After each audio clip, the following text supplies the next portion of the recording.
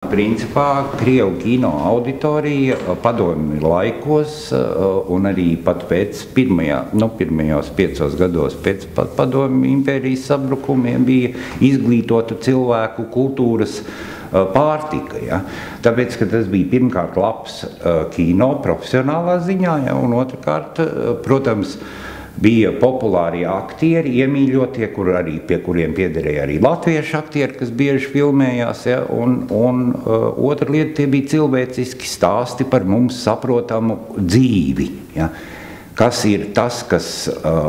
Un šī paradigma ir, manuprāt, pilnībā izmainījusies. Ja? Tagad paskatieties, kas ir box office līderi. Ja?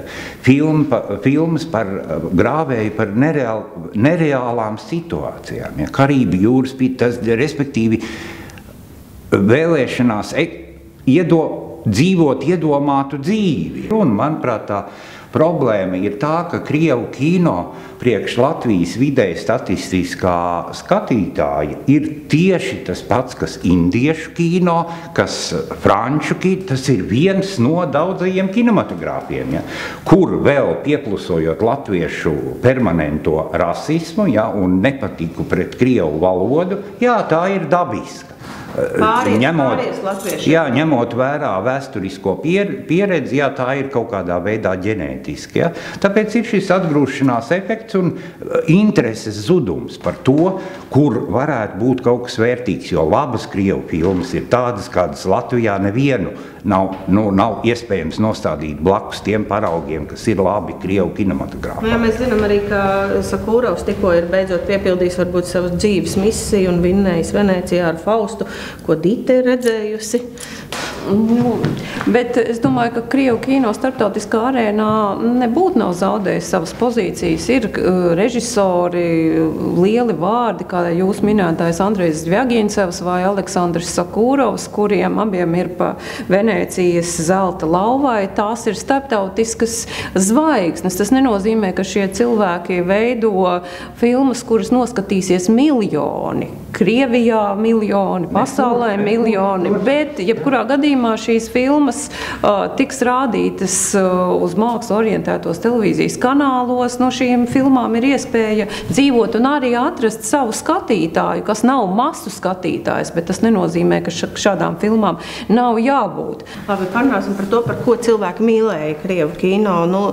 Ir kaut kas, ko varētu saukt varbūt par intonāciju, vai tas ir saistīts ar kaut ko, kas ir ļoti krievisks, varbūt salīdzināms, šabloniski, teiksim, tas ir salīdzināms ar krievu romances to sajūtu, ko tu meklē arī filmā, kaut kādus tos zemtekstus, tās sāpes, mūžīgās, ilgas un tā.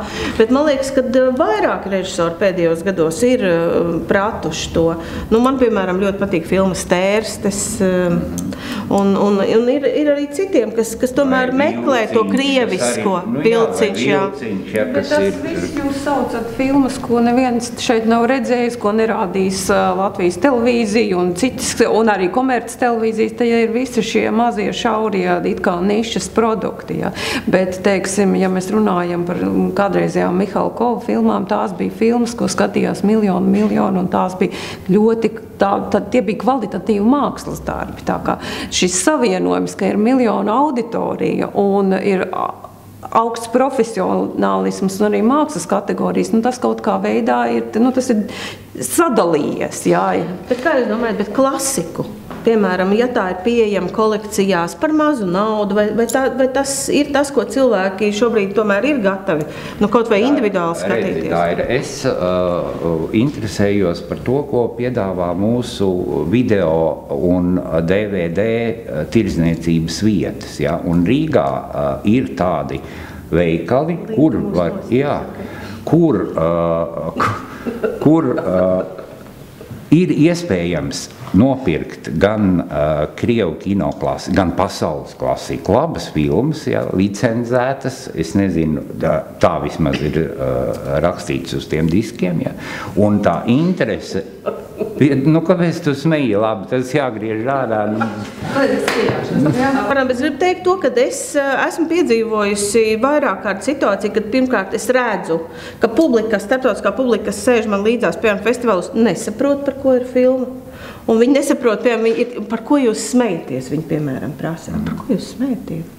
Nu, tas ir viens, bet no otras puses esmu arī piedzīvojis, ka, piemēram, pat uz Sokurovu, kas ir pilnīgs arthouse režisors, nevar tikt iekšā. Tā kā tā lieta nav tik viennozīmīga, bet par klasiku runājot vēlreiz, es domāju, es, piemēram, būtu par to, ka man mājās būtu, 100 labākās krievu filmas. Kāpēc mēs mīlam veco krievu kino? Es priecātos, ka man mājās būtu 100 labākās vācu filmas, 100 labākās franču filmas, 100 zviedru filmas, 100 latviešu filmas un 100 krievu filmas. Latviešiem varbūt 10 sanāks, ja, bet krieviem tāds, protams, 100 ir. Un tas, par ko mīlēja krievu kino, protams, to nevar atraut no tā, ka mēs dzīvojam vienā sociokulturālajā telpā ar šo zemi. Ja. Nav runa par noslēpumaino krievu dvēseli, kuru katrs, tā teikt, pasaules intelektuāls cenšas atminēt. Ja. Nav runa par to.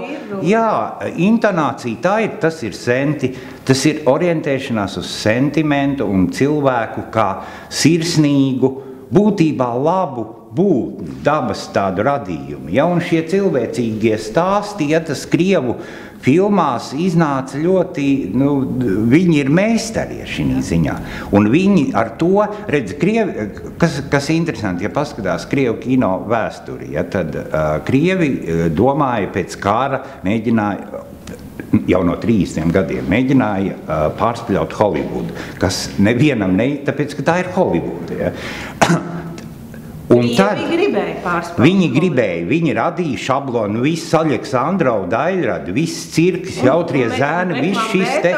Piedod, viņš ir integrējies jau Amerikas kultūrā, un es domāju, ka viņš veiksmīgi strādās tur, kā 2., 3. ešalona režisors. Ja? Nav par to runa, bet tā atšķirīgā intonācija, un to, starp citu, ļoti labi noķēra atkuršņa laika režisoru paudzi, ja? No kuras nāk Germans, no kuras nāk, piedod, arī no turienes auga Sokurovs un tā tālāk. Ja?